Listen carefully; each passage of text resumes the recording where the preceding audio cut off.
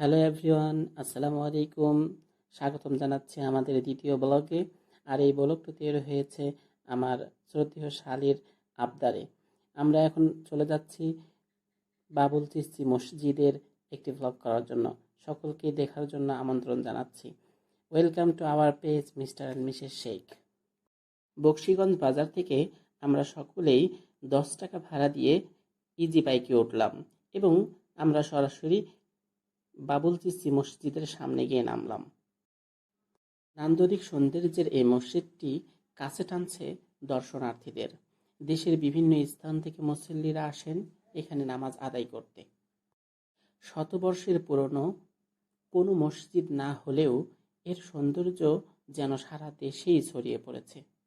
মসজিদটিতে আসা মুসল্লিদের দাবি, বৃহত্তর ময়মনসিংহ বিভাগে এমন সুন্দর নান্দনিক মসজিদ এটি।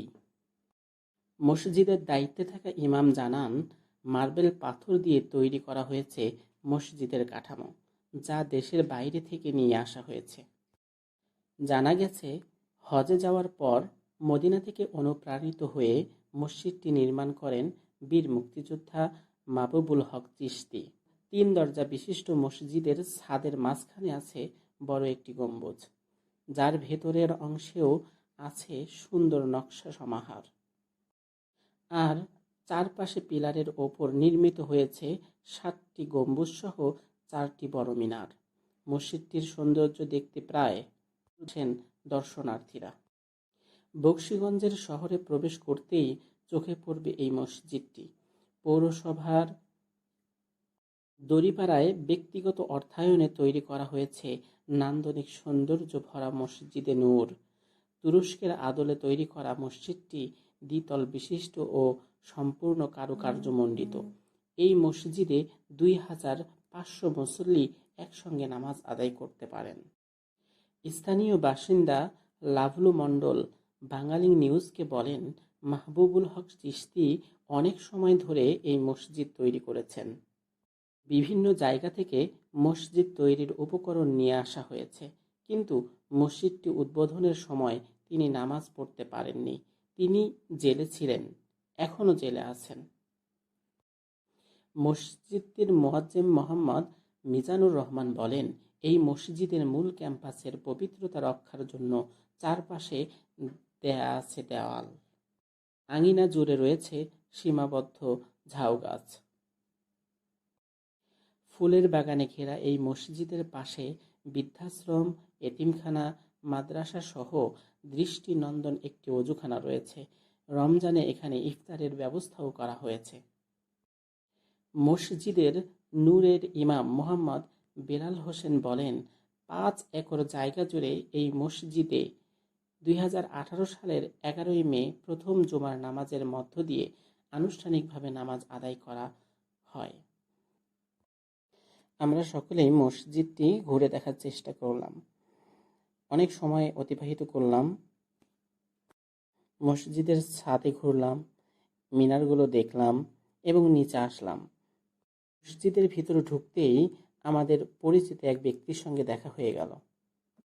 মসজিদের পাশেই ক্যাটকিন্সের গাছ দেখতে পেলাম। যদিও গাছগুলো অনেক ছোট ছোট, তবে আমাদেরকে আকর্ষিত করেছিল সেই গাছগুলো। ছোট ছোট ফুল একটুখানি ক্যাপচার করেও নিয়েছি। পরিচিত ব্যক্তিকে দেখতে পেয়ে মনটা উদার হয়ে গেল। তার সঙ্গে কিছুক্ষণ দাঁড়িয়ে বকবক করলাম।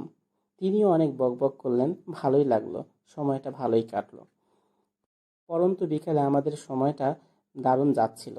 হঠাৎ করেই অন্ধকার আমাদেরকে ছেয়ে ধরতে শুরু করলো। ভাবলাম, এখানে যদি থাকি তাহলে আমাদের মাগরিবের পর বাসায় যেতে সমস্যা হবে। তাই আমরা একটু দ্রুততার সহিত কথা বলা শেষ করে বাসার দিকে রওনা দিব বলে ভাবতেছিলাম। মুহূর্তে মনে পড়ল, আমরা তো মসজিদটা দূর থেকেই নিইনি।